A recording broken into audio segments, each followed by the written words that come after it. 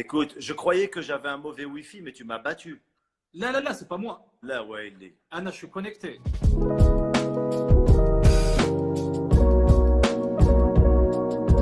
Je fais ça et toi, tu sors ta main après, fais voir. Ah non, trop tard. Ah ouais, vas-y. Je suis pas aussi bon que toi. Vas-y. Bah là, elle sort déjà. On va dire, non, mais doucement, les doigts d'abord. D'abord les doigts. D'abord, il y a Vas-y. d'abord les doigts qui sortent. Vas-y.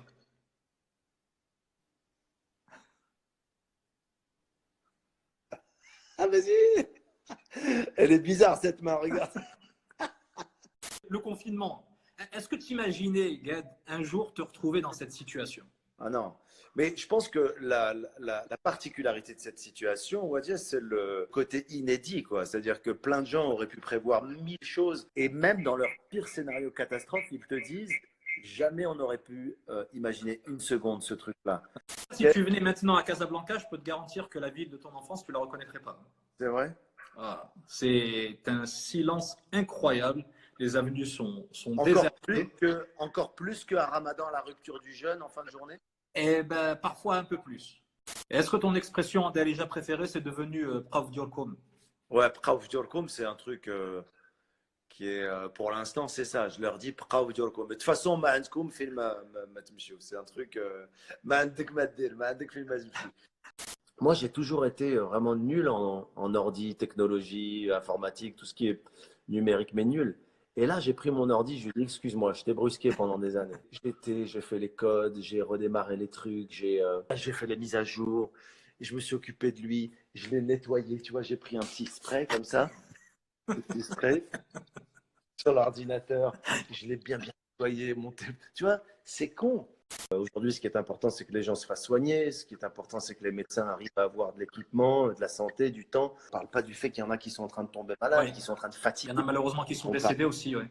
Si l'humour peut anesthésier un peu cette douleur, si on peut apaiser les gens simplement, voilà, pendant quelques jours, quelques semaines, quelques mois, je sais pas, quelques années, avec de l'humour, putain, il faut le faire.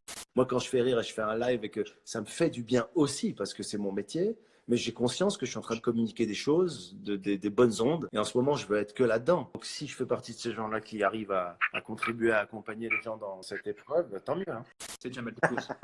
Le partage de tout ça, le moment aussi où on démarrait, bah, ça fait des étincelles, quoi, tu vois. Ça fait des collaborations qui sont pas trop réfléchies, pas trop stratégiques, tu vois. Comment tu fais pour le repassage? Tout n'a pas besoin d'être repassé. Ça, c'est qui le décide? Est-ce que c'est écrit sur l'emballage ou c'est toi qui C'est moi qui ai définit les décidé. critères?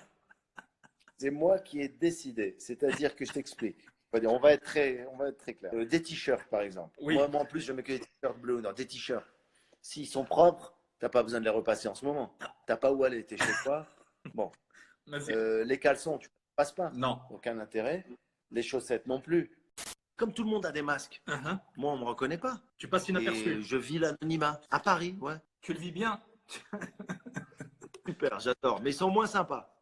La première chose que tu feras une fois que tout ça sera terminé? D'abord de prendre des nouvelles de ceux qui vont pas bien dans mon entourage, qui sont hospitalisés malheureusement. Par ailleurs, je vais réunir ma famille surtout et je vais faire un truc fou.